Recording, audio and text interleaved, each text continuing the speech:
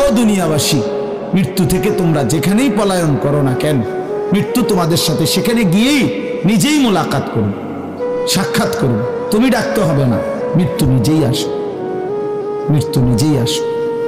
আইনামা তাকুনু ইউদরিকুমুল মাউতু ওয়ালাউ কুনতুম ফি বুরুজিন মুশাইয়াদা। আল্লাহ বলে, তুমি যদি এমন একটা বিল্ডিং বানাও, ঘর বানাও, যে ঘরটা অনেক উঁচা, যে ঘরটার উপর দিয়া কেউ ভিতরে ঢুকতে পারবে না, যে ঘরটার মধ্যে একটা ছিদ্র নাই, একদম আটকানো, তো এরকম একটা ছিদ্রবিহীন সুউচ্চ ঘরও যদি তুমি বানিয়ে তার ভেতরেও তুমি আশ্রয় নাও, তো ইউদরিকুমুল মাউতু, মৃত্যু তোমার সেখানেই পৌঁছবে, তোমার সেখানেই পৌঁছবে। প্রিয় ভাই আমার, বন্ধু আমার, নওজোয়ান সাথীরা আমার, মৃত্যু এক অনিবার্য বাস্তবতা, চিরন্তন বাস্তবতা। এটা গ্রহণ করতেই হবে। হাসলেও মরতে হবে, কাঁদলেও মরতে হবে, সুখেও মরতে হবে, দুঃখেও মরতে হবে। রাজপ্রাসাদ আর অট্টালিকার মানুষটাও মরে যাবে, জীর্ণ কুটিরে যে লোক থাকে, হ্যাঁ, সেই লোকটাকেও মরতে হবে। জীবনে কোনোদিন দুঃখ দেখে নাই যে সেও মরে যাবে, জীবনে কোনোদিন সুখ দেখে নাই যে সেও মরে যাবে, সব মরে যাবে। এটাই সত্য, এটাই বাস্তবতা। অতএব মৃত্যু এক অনিবার্য বাস্তবতা, এটা গ্রহণ করতেই হবে। এটা যদি আমরা মনে রাখি, আমাদের জীবন অনেক সুন্দর হইত, অনেক সুন্দর হইত। রাসূলুল্লাহ সাল্লাল্লাহু আলাইহি ওয়াসাল্লাম বলছেন, আকসিরু যিকরা হাদিমিল লাযযাত ইয়ানি আল মাউত। আল্লাহর নবী বলেন, আমার উম্মত, তোমরা বেশি বেশি ওই জিনিসটা স্মরণ করো যে জিনিস তোমাদের সমস্ত স্বাদ, আনন্দ, আহ্লাদ চিরতরে মিটায় দিবে, তোমারে চিরস্তব্ধ করে দিবে। জলজ্জন্ত মানুষটা আমাদের সামনে হাঁটতো, চলতো, উঠতো, বসতো, ঘুরতো, ফিরতো, হ্যাঁ, সেই মানুষটা মনে করেন আমার চোখের সামনে নাই, তার লাশ আমার সামনে, আহা সেই লোকটা স্তব্ধ। পৃথিবীর কত মানুষ কত আওয়াজ করতেছে, কত শোরগোল করতেছে, কিন্তু এই লোকটা হাতও নাড়ে না, পাও নাড়ে না, চোখও মেলে না, আর কিছুই করে না। এ কি আশ্চর্য বিষয়! চোখের সামনের এই মানুষটা নাই, কি হলো তার? কে তারে থামাই দিল? কে তারে স্তব্ধ করে দিল? এ তো আমার মতো ঘুরতো, ফিরতো, হাঁটতো। আহ, আমার আব্বারে আমি কত দেখছি, একদিন আমার আব্বা চলে গেল। আমার দাদারে আমি কত দেখছি, আমার দাদা একদিন চলে গেল। আমার জ্যাঠারে আমি দেখে আসছি, দোয়া করে আসছি, ফু দিয়ে আসছি। এক সপ্তাহ পরে জ্যাঠা ইন্তেকাল করলেন, আবার এক সপ্তাহ পরে আমি গিয়া জ্যাঠার জানাজা পড়াইছি। এই তো বাস্তবতা। যুবক ভাই, তুমিও মনে রাখো, বয়স্ক বাবা আপনিও মনে রাখেন। হাসান বসরি রহমতুল্লাহ আলাই একজন বড় বুজুর্গ ছিলেন। উনি বলতেন, তিনি যখন কোনো যুবককে দেখতেন আর বয়স্ক দেখতেন, তো তিনি যুবকদেরকে বলতেন, ইয়া মা'শারাশ শাবাব ইন্না যারআ কাদ তুদরিকুহুল আহাতু ক্বাবলা আন ইয়াবলুগ। তিনি উপদেশ দিতেন, হে যুবকগণ শোনো, সব ফুল, সব ফল, সব গাছ চারা পরিপক্ক পাকা পর্যন্ত পৌঁছায় না, তার আগেই অগণিত ফুল, অগণিত ফল, অগণিত চারা গাছ ঝরে যায়। এটা উনি মনে করাইতেন মৃত্যুর কথা। উনি এটা বুঝাইতেন, যুবক তুমি দেখো, একটা আম গাছের মধ্যে যতগুলো মুকুল ধরছে ফুল, সবগুলো আম হয় না। যতগুলো আম ধরছিল ছোট ছোট, সবগুলো বড় পাকা পর্যন্ত যায় না, তার আগেই ঝরে যায়। ঝরেই যায় বেশি, থাইকা যায় অল্প। তার মানে যুবক, কিশোর, তরুণ এই বয়সেই মৃত্যু হয় বেশি, বৃদ্ধ পর্যন্ত পৌঁছে কম। পুরা বাড়িতে অনেক সময় এমন হয় একজনও বয়স্ক লোক নেই, একজন। আমার ঘর, আমার বাপ চাচাদের যে ঘর, সেখানে আপনার এখন আমার চাচাতো ভাই, জ্যাঠাতো ভাই, আমার ভাই বেরাদর সব মিলাইয়া আমাদের ছেলে পেলে ভাই বাতিজা মিলে না হয়তো 60-70 জন আছি আমরা, কিন্তু আমাদের একজনও বয়স্ক লোক নাই। আমার দাদাও নাই, দাদিও নাই, জ্যাঠাও নাই, চাচাও নাই, আমার আব্বাও নাই, কেউ নেই। তাইলে কেন এমন হলো? তাহলে বোঝা গেল অধিকাংশই ঝরে যায়, কবরে চলে যায়, মৃত্যু হয়ে যায়। এই জন্য ধোঁকা না খাওয়া। আরেকটা হলো বয়স্ক লোককে দেখলে উনি বলতেন, হাসান বসরি রহমতুল্লাহ আলাইহি, ইয়া মাশারা শুয়ুখ, হে বৃদ্ধগণ। উনি তাদেরকে জিজ্ঞাসা করতেন যে মা ইউনতাজারু বিসসারআ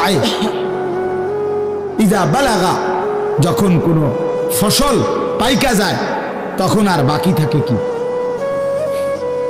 কি বাকি থাকে? কাটা। কথা বলে না, কি বাকি থাকে? ক্বালু আল হাসাদ, বা কাটাটা বাকি থাকে, পাইকা তো গেছে। তার মানে আপনারা পাইকা তো গেছেন, বয়স তো হয়েই গেছে, আর শুধু মৃত্যুটা বাকি, আর শুধু মৃত্যুটা বাকি। তাইলে যুবককে বলতেন, তুমি ভেবো না তুমি বৃদ্ধ হবা, কারণ অসংখ্য ফুল তো আগেই ঝরে যায়, অসংখ্য ফল তো আগেই ঝরে যায়, অসংখ্য গাছ তো আগেই ঝরে যায়। আবার বৃদ্ধকে বলতেন যে আপনার তো আর কিছুই বাকি নাই, আপনি তো পাইকেই গেছেন, এখন শুধু কাটা, কবর, মৃত্যু ছাড়া আর বাকিটা। তাহলে মৃত্যু ভুলে না যাওয়া, মউত ভুলে না যাওয়া। রাসূলুল্লাহ সাল্লাল্লাহু আলাইহি ওয়াসাল্লাম বলেন, কাফা বিল মাউতে ওয়াইজান। নবীজি বলেন, কোন মানুষ যদি মৃত্যুর কথা স্মরণ করে, তার ওয়াজের জন্য, নসিহতের জন্য এটাই যথেষ্ট, এটাই যথেষ্ট।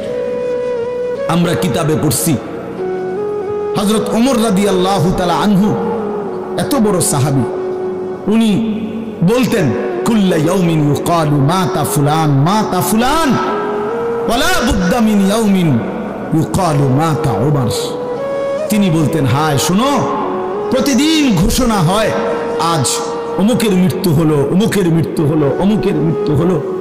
অচিরেই একদিন ঘোষণা হবে আজ ওমরের মৃত্যু হলো, আজ ওমরের মৃত্যু হলো। উনি বলেন, এই ঘোষণা শুনবে খুব দ্রুত একদিন। এই জন্য বাপ, এই আমাদের ব্যক্তিগতভাবে প্রতিনিয়ত মৃত্যু হচ্ছে, ঠিক এভাবে আমরা তো মরছি, একদিনে গোটা আলমের মৃত্যু হবে। এই গোটা সৃষ্টিটাই আল্লাহ তাআলা গোটায় ফেলেন। আচ্ছা, কি আশ্চর্য কথা, এটা কি অবাক করা। এক মিনিট যদি কেউ বিবেক দিয়া ভাবে, যারে বলে কি হুজুর, বলেন কি, এত বড় আসমান ভেঙে যাবে, এই সূর্য খসে পড়বে, চাঁদ খসে পড়বে। আল্লাহ তাআলা বলছে, ইযা সামাউন ফাতারাত, আসমান ভেঙে যাবে। ওয়া ইদাল কাওয়াকিবু ইনতাসারাত, তারকারাজি খসে খসে পড়বে। ইযা শামসু কুওয়িরাত ওয়া ইদাল কাওয়াকিবু ইনতাসারাত। আল্লাহ তাআলা বলেন, সূর্যটা গুটায় ফেলা হবে, পাহাড়গুলো বালির মতো, তুলার মতো উঠতে থাকবে। ইদা রাজ্জাতিল আরদু রাজ্জা, এই জমিনের মাটিগুলো রেজা রেজা, পাউডার পাউডার হয়ে যাবে। ইদাল বিহারু ফুজ্জিরাত, সমুদ্র, খাল, বিল, নদীর পানিগুলো সব টকবগে উতরাইয়া গরম হইয়া বাষ্পের মতো উড়ে যাবে। না কোথাও পানি থাকবে, না কোথাও গাছ থাকবে, না আসমান থাকবে, না জমিন থাকবে, কিছু না। আচ্ছা, এটা কেমন কথা, এটা কেমন আশ্চর্য বিষয়। এই গোটা আলমের মৃত্যু হবে। আল্লাহ তাআলা কোরআন কারীমে বিশ্বাস করেন, অসংখ্যবার এই কথা এটা বলছে, এটা হবেই হবে। ইদা ওয়াকাতিল ওয়াকিআ, আল্লাহ বলেন এই ঘটনাটা ঘটবে। লাইসা লিওয়াকাতিহা কাযিবা, এই ঘটনা মিথ্যা মনে করার মতো কেহ নাই। যেদিন ঘটে যাবে তখন আর কারো কোনো মিথ্যাবাদী আর থাকবে না, অর্থাৎ কেউ আর অস্বীকার করার সুযোগ হবে না। চোখের সামনে, চোখের সামনে। কোরআন শরীফে একটা সূরা আছে, সূরা হজ। ওই যে আমরা হজ করি না, এই হজ সূরাটার নাম। এই সূরার শুরুতে আল্লাহ তাআলা এই পৃথিবী ধ্বংসের, কিয়ামতের একটা সাংঘাতিক বর্ণনা দিয়েছেন। ওইখানে আছে, আল্লাহ বলেন, ইয়া আইয়ুহান নাসু তাকু রাব্বাকুম, হে মানুষ তোমরা আল্লাহকে ভয় করো। আর শুনো, ইন্না জালজালাতাস সাআতি শাইউন আযীম, নিশ্চয়ই কিয়ামতের ভূমিকম্প, জালজালা, এই যে বললাম জিলজাল এবং জালজালা তো ভূমিকম্প। আল্লাহ বলেন কিয়ামতের ভূমিকম্প, ইসরাফিল যখন ফু দিবে, আমার এই পৃথিবী যখন ভাঙতে শুরু করবে, এই সৃষ্টি জগৎ পুরাটা যখন আমি আল্লাহ গুটায় ফেলবো, ওয়াস সামাওয়াতু মাতবিয়াতুম বিয়ামিনি, আল্লাহ বলেন 7 আসমান আমি আল্লাহ তাআলার হাতের মধ্যে গুটায় ফেলব, গুটায় ফেলব। তুমি জানো না আমার ক্ষমতা? কুল্লু মান আলাইহা ফান ওয়া ইয়াবকা ওয়াজহু রাব্বিক, সব শেষ করে দেব আমি, শুধু আমি আল্লাহই থাকব, শুধু আমি আল্লাহই থাকব। তো আল্লাহ তাআলা বলেন এই ইসরাফিল ফু দিলেই, শুরু করলেই জমিনে ভূমিকম্প শুরু হবে। ইন্না জালজালাতাস সাআতি শাইউন আযীম, আল্লাহ বলেন নিশ্চয়ই এই কিয়ামতের ভূমিকম্প এটা শাইউন আযীম, বড়ই ভয়ানক, বড়ই মারাত্মক।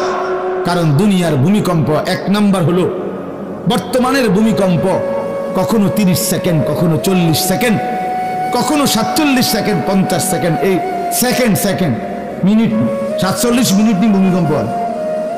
কথা কর না কেন? 30 মিনিট ভূমিকম্প হয়।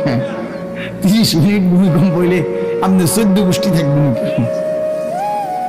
30 সেকেন্ড 40 সেকেন্ড হয় ভূমিকম্প। এইটুকুতে একে তো সময় সামান্য, দ্বিতীয়ত হলো একসাথে গোটা পৃথিবীতে হয় না, এদিকে হলে ওইদিকে হয় না এরকম। কিন্তু আল্লাহ তাআলা বলেন ইসরাফিল ফু দিলে যে ভূমিকম্পটা হবে, সেই ভূমিকম্পটা গোটা পৃথিবী একসাথে নাড়ায় দেবে, একসাথে মিলে। 47 সেকেন্ড না, কতক্ষণ সেটা আল্লাহই জানে। তখন অবস্থা কি হবে? মানুষের আতঙ্ক, এই ভূমিকম্পে আতঙ্ক। হ্যাঁ, আমি একবার চাঁদপুর মাহফিলে ছিলাম, রাত্রে ঘুমাইছি মসজিদের রুমে, ইমাম সাহেবের রুমে। এই শুনে ভূমিকম্প আইছে, দরজা খুলে দিছি দৌড়, মসজিদের মাঠে আইছি দাঁড়াইয়া, চাই যে পুরা গ্রামের মানুষ সব আইসা বলছে হই হুল্লোড় চিৎকার, হায় হায়। অথচ সবাই চিৎকার দিতে দিতে ভূমিকম্প শেষ। ভূমিকম্প হয়েছে এই তো অল্প একটু, কিন্তু এটুকুর আতঙ্কেই যা হুজুর পাবলিক বরাবর। কিসের হুজুর আর কিসের পাবলিক, বক্তা শ্রোতা সমান। এই এখন মনে করেন ভূমিকম্প হইলে আমরা সব দিন দৌড়, আমি বুজুর্গি দেখাইবো এটা। হ্যাঁ, আমি একটা বড় হুজুর, বড় প্রধান বক্তা, আমি লড়লে কি মাসে কি করব? আপনি কি করবেন? আমার সময় করবো, আমার জান নিয়ে টানা।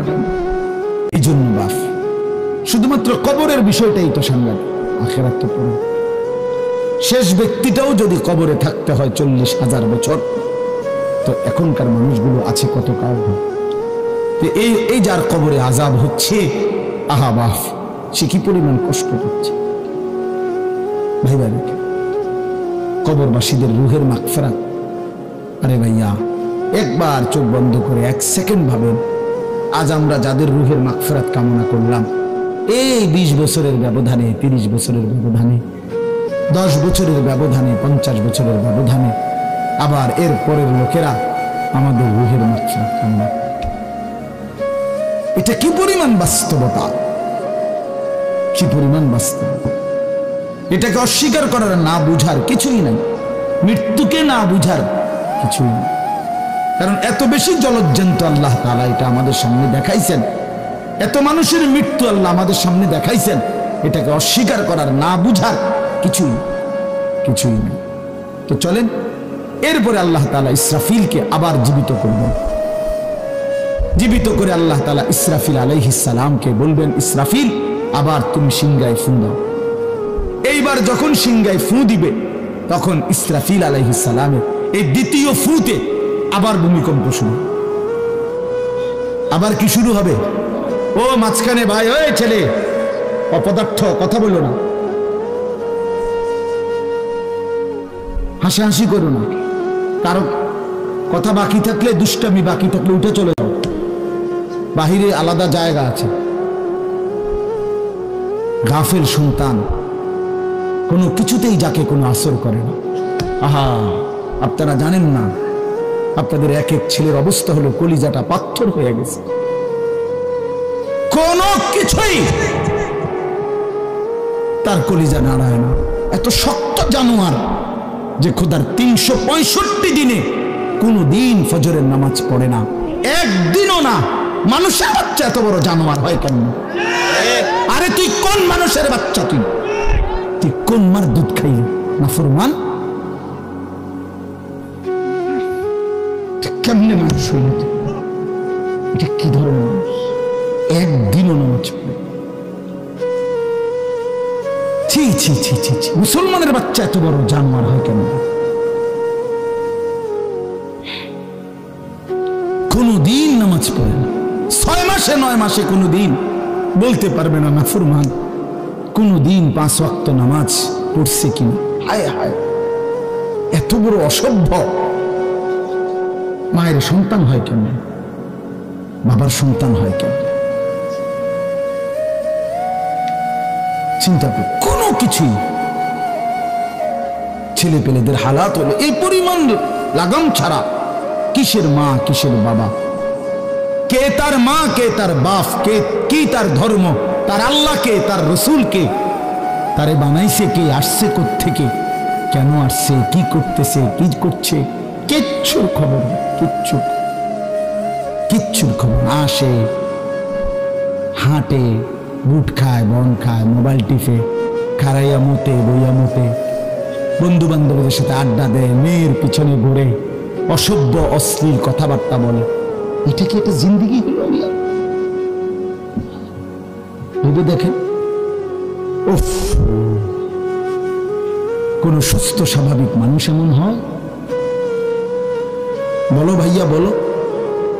রাগ করো না বাপ, কে তোমার করে মনে করাই দিব? কেউ মনে করে। হা, বাবা আমারও ফিকির শেষ, শুধু টাকা রোজগারের ফিকির। দেশে থাইকা পারো, নাহলে বিদেশ গিয়া পারো, কোনো না কোনো ভাবে পয়সা রোজগার করো।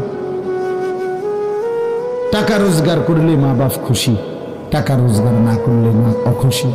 খালাস। এরপরে ইমান আছে কিনা, ইসলাম আছে কিনা, নামাজ আছে কিনা, কোরআন আছে কিনা, আল্লাহ চিনি কিনা, হালাল হারাম কিনা, জায়েজ না জায়েজ না, এত কিছু না।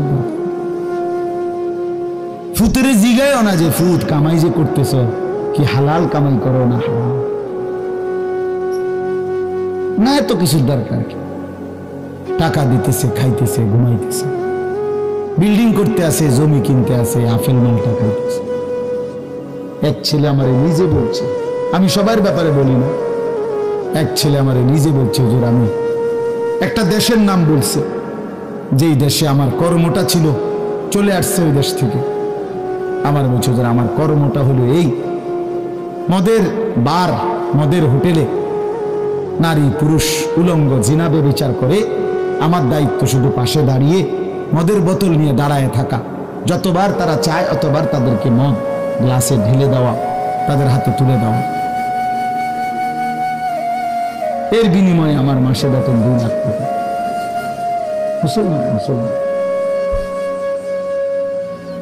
মুসলমানের সন্তান, বাংলাদেশের সন্তান। তো এই টাকা যখন বাবা খাচ্ছেন, বিল্ডিং করতেছে, কোনো টেনশন নাই। আমি আবারও বলছি, আমি সবার জন্য বলি না, ওই বলছি দেখে অট্টা কইছি, কথা বুঝছেন? আমি তো নাম ঠিকানা বলি না। এই জন্য আমার বাপ ডাক দিয়েন না, ডাক দিয়েন না, একজনও ডাক দিয়েন না, অসভ্যরে ডাক দিয়েন না। হ্যাঁ হ্যাঁ, ডাক দিবেন কেন? হাইওয়ানকে ডাক দিবেন কেন? শুনেন, আপনারাই শুনেন, এত মানুষ শুনতে হবে না, কোনো অসুবিধা নেই, কোনো অসুবিধা নেই। আমি তো এটাই বুঝাইতে চাইতেছি, প্রত্যেকটা মানুষ আজকে মুসলমান। আমরা ঘর দেখায়, ফার্নিচার দেখায়, বিল্ডিং দেখায়, শুধু দোয়া করে ঘরটা করছি, শুধু দোয়া করে। কিতা দোয়া করতে হবে না, কিতা দোয়া করতে, বিল্ডিং এর দোয়া কিতা, আবার ইট বালুর লেগে দোয়া করে লাভ কি বেড়া? হুজুর মোটরসাইকেল কিনছি, কিন্তু দোয়া করে কিতা দোয়া করতে, কি মোটরসাইকেলের দোয়া দিতে হবে? আজীব লাগে না? বাস্তব এগুলো ছাদ ডালাই দিন দোয়া করে, ছাদ ডালাই দোয়া, ওটা ছাদ ডালাই করে, ওটার ফুতে মোবাইলে অশ্লীল উলঙ্গ ছবি দেয়। ওটার সন্তান উনি দাঁড়াইয়া রয়েছে মিস্ত্রির সামনে, ওনার গাম বাইয়া বাইয়া পড়তেছে ছাদ ডালাইয়ের দিন, আর অসভ্য জানোয়ার সন্তান বন্ধুদের সাথে উলঙ্গ ছবি দেখতেছে। ওই জানোয়ারের জন্য উনি সাপ ঢালান, ওই হাইওয়ানের জন্য উনি ঘর করে দিয়ে গেছে, উনি কবরে জায়গা ঘর করে দিয়ে গেছে, এর জন্য ঘর করলেন। ছি ছি ছি ছি ছি, আমার দেওয়া ঘরে আমার কষ্টের কমাইয়ে এখানে বসে বসে রঙিন ছবি দেখবে, উলঙ্গ দৃশ্য দেখবে ঘরে শুয়া শুয়া সারা রাত। এর জন্যই আমার জীবনের এই অর্জন, এই ছিল আমার উপার্জনের উদ্দেশ্য। আহ, কতবার বললে বুঝবেন, কেমনে বললে বুঝবেন, আরে বললে বুঝবেন। আল্লাহ মাফ করুন। চলেন বাপ, তো বলতেছিলাম আল্লাহ তাআলা ইসরাফিল আলাইহিস সালামকে বলবেন আবার ফু দাও। তো তিনি দ্বিতীয়বারের মতো ফু দিলে জমিন আবার ভূমিকম্প শুরু হবে। এই ভূমিকম্পে জমিন কাঁপতে কাঁপতে এইবার জমিনের তলদেশে ওই প্রথমবার ফু দেওয়াতে ভূমিকম্প কাঁপতে কাঁপতে সব উপরে যা ছিল সব নিচে চলে গেছে। মনে আসেনি এটা কইছি? তাহলে উপরটা কি ফাঁকা, এইবার নিচে যা ছিল সব উপরে চলে আসবে। এই আসলেই এটা হাসরের মাঠ। সমস্ত নিচের জিনিস যা কিছু, একেবারে মানুষ, গরু, ছাগল, হাঁস, মুরগা, জিন, ইনসান, ঘর দুয়ার, বাজার, ব্যবসা, দোকান, টাকা, হীরা জহরত, মণি মুক্তা, টাকা পয়সা, অর্থবিত্ত, সব সোজা কথা জমিনের তলদেশের সব কিছু জমিনের উপরে উঠে আসবে। উঠে আসলেই এটা হাসরের মাঠ। এইটা এই হাসরের মাঠ কোনটা জানেন? এই যেখানে বসে আছেন এখন, এটাই হাসরের মাঠ। এই জমিনের উপরেই হাসরের মাঠ। বাকি শুধু আল্লাহ কোরআন বলছে ইদাল আরদু মুদ্দাত, আমি আল্লাহ জমিনটাকে টেনে আরো লম্বা করে দেব, আরো বড় করে দেবো আর কি, প্রশস্ত করে দেবো। কারণ ওই যে পিসের মানুষ খারাপ লাগবে না, মানুষ তো দাঁড়াইব সেই আদম আলাইহিস সালাম থেকে নিয়ে। মানুষ বেশি না, মানুষ, গরু, ছাগল, হাঁস, মুরগা, জিন, ভূত সব খারাপ না, সব দাঁড়াবে। এই জন্য আল্লাহ তাআলা বলেন জমিন আমি প্রশস্ত টেনে দিব, লম্বা করে দিব, এতটুকু। বাকি এটাই হাসরের মাঠ, এটাই হাসরের মাঠ। এই কথাটাই এখানে আল্লাহ তাআলা উল্লেখ করছেন। ইদা জুলজিলাতিল আরদু জিলজালাহা, যখন দ্বিতীয়বারের মতো ইসরাফিলের ফু দিলে জমিনের ভূমিকম্প শুরু হবে।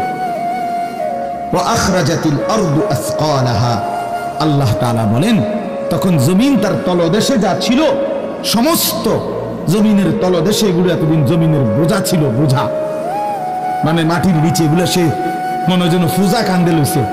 এবার ওয়া আখরাজাতিল আরদু আসকালাহা, জমিন তার বোঝা মানে জমিনের তলদেশে যা ছিল সে এবার তা জমিনের উপরে উঠায়, উপরে উঠায়। এরপরে আশ্চর্য কথা শুনেন, এরপরের কথাটার জন্য রাসূলুল্লাহ সাল্লাল্লাহু আলাইহি সাল্লাম হাদিসে বলছেন, এই ভাই শুনেন, ছেলেরা তোমরাও শোনো। নবী সাল্লাল্লাহু আলাইহি সাল্লাম বলেন এই জমিনের তলদেশ থেকে যখন সবকিছু উপরে উঠে আসবে তখন অর্থ সম্পদ, হীরা জহরত, মণি মুক্তা, স্বর্ণ রৌপ্য এগুলো স্তূপ আকারে উঠে আসবে জমিনের উপরে, মানে হাসরের মাঠে। তো নবীজি একেবারে স্পষ্ট হাদিস, নবীজি সাল্লাল্লাহু আলাইহি সাল্লাম বলেন তখন এই স্বর্ণ রৌপ্য, টাকা পয়সা, হীরা জহরত এগুলো, এই অর্থ সম্পদগুলো আল্লাহর কুদরতে কথা বলবে। স্বর্ণের টুকরা কথা বলবে, কথা বলবে, রৌপ্যের টুকরা কথা বলবে, এগুলো কথা বলবে। কথা কি বলবে? এগুলো তখন ওই নাফরমান মানুষগুলোকে ডাক দিবে, ডাক দিবে, আইয়ুহাস সারিক, হে চোর, এদিকে এই সম্পদের জন্য চুরি করেছিলে, আজ যা দরকার নাও। আইয়ুহাল কাতি, হে ডাকাত, এদিকে এদিকে আসো, এই সম্পদের জন্য ডাকাতি করছিল, আজ নাও। হে আত্মীয়তার, আইয়ুহাল কাতি, আত্মীয়তার সম্পর্ক ছিন্নকারী ব্যক্তি, আসো। এই জন্য ভাইয়ের সাথে যুদ্ধ করছো, বোনের সম্পদ নষ্ট করছো, চাচারে সম্পত্তি দাও নাই, এই জন্য, এই দুনিয়ার জন্য নাও, এখন না, এখন যা লাগে নাও। এইভাবে প্রত্যেক প্রত্যেক নাফরমান পাপীকে, হে হারামখোর সুদ করে দিগা, এখানে টাকা যা লাগে নে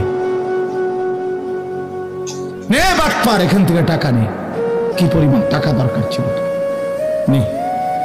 এইভাবে রাসূলুল্লাহ সাল্লাল্লাহু আলাইহি সাল্লাম বলেন, দুনিয়ার এই সম্পদগুলো কথা বলবে আর ডাকবে, ডাকলে মানুষ আচ্ছা এটা তখন কেরম লিখবো, কথা বুঝেন নাই? এটি যখন কথা বলবে, ডাকাডাকি করবে, মানুষ কি বলবে? লোকেরা তো সবাই দাঁড়াইছে, মানুষও তো দাঁড়াইছে, তারাই তো ডাকতেছে, তো তারা কি বলবে? ওয়াকালাল ইনসানু মা লাহা, আল্লাহ নিজেই বলতেছে, লোকেরা তখন মানুষগুলো বলবে মা লাহা, এটা কি হলো, আরে এটা কি কারবার, এগুলো কথা বলে কেমনে, এগুলো কি কয়, এরা আমার চিনলো কেমনে, আমি যে সিটার, আমি বাটফারে চিন্তা লাগলো, একটা পুরা ধরা অনবিচার আচার কিছুই শুরু হয়েছে না, এখনই বেজ্জতি, বাকিটা তো অবস্থা খারাপ। মানে অর্থাৎ মানুষগুলো অবাক হয়ে বলবে মা লাহা, কি হলো জমিনে, কি হলো এগুলোর, এরা এমন করছে কেন, এরা কথা বলছে কেন? আল্লাহ বলেন ইয়াউমাইদিন তুহাদ্দিসু আখবারাহা, আল্লাহ তাআলা বলেন বান্দা হে কি দেখছো হবে, এই মাত্র দেখলা স্বর্ণ রূপ্য টাকা পয়সা কথা বলে, এখন না দেখবা আসল খেলাটা। ইয়াউমাইদিন তুহাদ্দিসু আখবারাহা, আল্লাহ বলেন এখন দেখবা সরাসরি এই হাসরের মাঠে তোমার সামনে, তোমার পায়ের নিচের জমিন, তোমার পুরা জিন্দেগীর কথা, তোমার যত তথ্য, ভালো কিংবা মন্দ, নেক কিংবা গুনাহ, তোমার সমস্ত কিছু রাতের কিংবা দিনের, একাকী কিংবা প্রকাশ্যের, গোপন কিংবা আড়ালের, আল্লাহর কসম জমিন সবটা এখন তোমার সামনে বলে দেব। ইয়াউমাইদিন তুহাদ্দিসু আখবারাহা, রব্বুল আলামিন বলেন জমিন সবটা কথা বলে দিবে, ভালোটাও মন্দটাও, আলোটাও অন্ধকারটাও, একাকীও অন্ধকারেও, প্রকাশ্যেও সবার মাঝেও, সব বলে দিবে। রাতের চুরি বলে দিবে, রাতের তাহাজ্জুদটাও বলে দিবে, মদের আড্ডার কথাও বলে দিবে, জুয়ার আড্ডার কথাও বলে দিবে। সারা রাত যুবক উলঙ্গ ছবি দেখেছ, আল্লাহর কসম সেটাও বলবে, যে যুবক মালিকের সেজদা দিয়েছে সেটাও বলবে, তাহাজ্জুদ শোনাবে, আবার সবার সাথে যে জামাতে নামাজ পড়েছে এটাও বলবে, সব কিছু বলে দিবে। আল্লাহ বলেন যদি মানুষ ভাবতে চাও জমিন কিভাবে কথা বলে, স্বর্ণরৌপ্য কিভাবে কথা বলে, আল্লাহ বলেন বিআন্না রাব্বাকা আওহা লাহা, আল্লাহ তাআলা আদেশ করেছেন বলেই কথা বলে। আল্লাহ বললে, হুকুম করিলে, আল্লাহর গোটা কায়নাত, গোটা সৃষ্টি জগৎটাই কথা বলে। ওয়াশাহিদা আলাইহিম সামউহুম ওয়া আবসারুহুম ওয়া জুলুদুহুম বিমা কানু ইয়ামালুন। আল্লাহ বলে হাসরের ময়দানে বান্দা, তোমার কান, তোমার চোখ, তোমার সারা দেহের চামড়া, জুলুদুহুম, তোমার সারা দেহের চামড়া, হাসরের ময়দানে তোমার পুরা জিন্দেগির কর্মকাণ্ড বলে দিবে। চামড়াগুলো বলবে, চামড়া, মানুষের শাহওয়াত চামড়াতে। এই জন্য সমস্ত যৌনতার ঘটনা, অসভ্যতার ঘটনা শরীরের চামড়া বলে দিবে। মানুষের শাহওয়াত চামড়া, কথা বুঝছেন কে? হ্যাঁ, চর্মে, চামড়ার মধ্যে শাহওয়াত, কামনা, বাসনা, যৌন চাহিদা। এই জন্য যত লোক দেখবেন বিভিন্ন হসপিটালে, যত ডাক্তার চর্মরোগের ডাক্তার, তত লোক যৌন রোগেরও ডাক্তার। হ্যাঁ হ্যাঁ, চর্ম ও যৌন রোগ বিশেষজ্ঞ, এটা এটা একই বিষয়, একই চাপ্টার। চামড়া মানে আল্লাহ তাআলা বলেন তোমার চামড়া বলে দিবে কত রাত কত দিন নারীর প্রতি অবৈধ আগ্রহ, অশ্লীলতার, বেহায়াপনার, অসভ্যতা করেছিলে।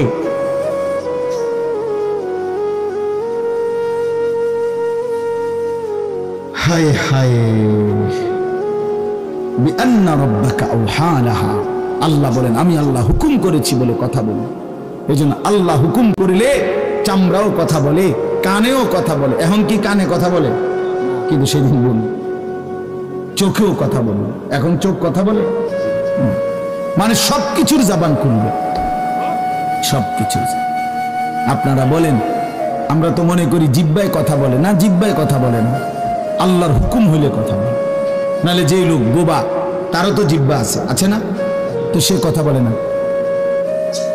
যে লোক কানে শুনে না, তো তার কি আপনার এইভাবে কান বলতে কিছু নাই? তো সে শুনে না কেন? কথা বলেন না কেন? আল্লাহর হুকুম। যার চোখ, যে চোখে দেখেন, এই যে জুয়েল ভাই, আমি মূলত তার মহব্বতেই মাহফিলটা দিছি। তো এই যে দেখে না, তো তার এভাবে তো চোখ আছে, সে দেখে না কেন? আল্লাহ তাআলার হুকুম নাই বলে দেখে। ঠিক কিনা বলেন না কেন? মজার বিষয় হলো রাসূলুল্লাহ সাল্লাল্লাহু আলাইহি সাল্লাম হাদিসে স্পষ্ট বলেছেন, বিশ্বাস করেন, একেবারে বিশুদ্ধ হাদিস, আল্লাহ তাআলা তার দুইটা চোখ নিয়ে গেছে। নবীজি বলছেন, সে যদি সবর করে আল্লাহর হুকুমের উপরে চলতে পারে, রাসূলুল্লাহ সাল্লাল্লাহু আলাইহি সাল্লাম বলেন, আল্লাহ তাআলা তাকে এই দুইটা চোখ নিয়ে যাওয়ার কারণে, অন্ধ বানানোর কারণে সে যে সবর করলো, আল্লাহ রাসূল বলছেন আল্লাহ তাআলা নিশ্চিত তাকে জান্নাত দান করবে। এই জন্য তুমি ভাই সবর করো। মালিকের এই দুনিয়া দেখতে পারলা না, তো অপেক্ষা করো, একদিন জান্নাত দেখবে, জান্নাতের হুর দেখবা, তো আরো মজা হবে যে আমি প্রথমেই জান্নাতি দেখলাম, জান্নাতি দেখলাম। যা মালিক, দুনিয়া দেখলাম না তোমার, তুমি আমারে জান্নাত দেখাও। আল্লাহ তৌফিক দান করুন। ইয়াউমাইদিন ইয়াসদুরুন নাসু আশতাতান লিয়ুরাউ আ'মালাহুম, আল্লাহ বলেন তখন দলে দলে ফেরেশতারা মানুষগুলোকে লাইনবদ্ধ, সারিবদ্ধ করে দলে দলে বানাবে। লোকেরা পরস্পর, প্রত্যেকটা মানুষকে ফেরেশতারা আলাদা আলাদা গ্রুপ বানিয়ে দেবে হাসরের ময়দানে।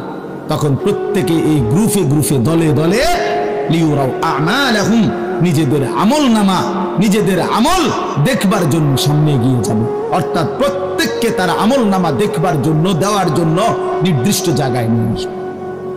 নেওয়ার পরে সেখানে প্রত্যেকের ফাইল, প্রত্যেকের খাতা, আমলনামা তার হাতে তুলে দেওয়া হবে। দিলেই সে দেখবে। আল্লাহ বলতেছেন, ফামান ইয়ামাল মিসকালা যাররাতিন খায়রান ইয়ারা, এক বিন্দু, এক অণু পরিমাণ, পরমাণু পরিমাণ, সামান্য থেকে সামান্য পরিমাণও নেকি, কল্যাণ, তাও তুমি দেখতে পাবা। ওমান ইয়ামাল মিসকালা যাররাতিন শাররান ইয়ারা, বিন্দু থেকে বিন্দু মন্দ যা করেছিলে তাও তুমি দেখতে পাবে। এক জাররা, মূলত জাররা বলে তাফসীরের মধ্যে লিখছে লা ওয়াজনা লাহু লা জিনাতা লাহা, যেটার কোনো ওজন হয় না, এত সামান্য, এত সামান্য, ওজন নাই, মানে 100 গ্রামও না, 10 গ্রামও না, 1 গ্রামও না, আধা গ্রামও না, এত সামান্য, এটা কোনো ওজন নাই, ওজন নেই, ওজন আসে না আর কি, ওজনে হয় না, এরে বলে জাররা। তাফসীরের মধ্যে লিখছে, কোন ব্যক্তি, হযরত আব্দুল্লাহ ইবনে আব্বাস বলেন, কোন ব্যক্তি যদি মাটিতে এমনি হাত মারে, মানে হাত লাগাই আবার উঠাই লাইছে, তখন এই যে বালুগুলো লাগছে, এই বালুর যেগুলো হাত থেকে ঝরে পড়ে কণা, এগুলো তার চাইতে সামান্য এক জাররা। আমার উস্তাদ বলছিলেন ছাত্র জীবনে আমাদেরকে, যে মানুষ যে কাপড় ধুইয়া চিপে, কাপড় এমনি চিপ্পা রোদ্রে দেয় না, মানে চিপ্পাই তো ফানি ফেলায়, তো কাপড় চিপ্পা সাইরা মানুষের একটা স্বভাব হইল রৌদ্র দেওয়ার আগে এটার একটা ঝাড়া মারে, লুঙ্গিটারে একটা আগে কি মারে, ঝাড়া দিয়া এরপরে দেয়। এই যে লুঙ্গিটা ঝাড়া দিলে যে ছোট্ট ছোট্ট পানির ফোঁটা ছিটকাইয়া পড়ে, এই ফোঁটা, এগুলো পিচ্ছি পিচ্ছি, এগুলো এক একটা জাররা, অথবা তার চাইতে ছোট, এটার ওজন আসবে না। এরপরে আরো একটু বয়ান হলে এরপরে দোয়া হবে, কিন্তু আমার মাঝখান দিয়ে এই কথাটাই আমি অনুরোধ করে বললাম, প্রত্যেকেই দয়া করে আল্লাহর ওয়াস্তে নিজের জীবনে কদর করো ভাই। আমার এটাই শেষ কথা। যুবক ছেলেরা, তুমি আমার সাথে এখন যাইবা না, আমিও তোমার সাথে যাব না। এই দুনিয়াও যেমন আমি আলাদা চলে যাচ্ছি, আপনারাও আলাদা চলে যাবেন, কিন্তু বাস্তব কথা হলো আমি আপনি প্রত্যেকে আলাদা আলাদা কবরে, আখিরাতে আল্লাহর সামনে মুখোমুখি হতে হবে। এই জন্য হাত জোর করে অনুরোধ করছি ভাই, নিজেরে নষ্ট করো না। একটা ছেলেও যদি বুঝো, আমার অনুরোধ রইল তোমার প্রতি, তুমি নষ্ট হইও না, চরিত্রহীন হইও না, তুমি হায়াতটা শেষ করে দিও, কষ্ট পাইবা। এই নারী ছবি, অশ্লীল দৃশ্য, উলঙ্গপনা, বেহায়াপনা, এই জেনা ব্যভিচারের দৃশ্য, এগুলো দেখো না। চেষ্টা করো 5 ওয়াক্ত নামাজ পড়তে, 5 ওয়াক্ত নামাজ পড়তে হিম্মত করলে পারবা ভাই।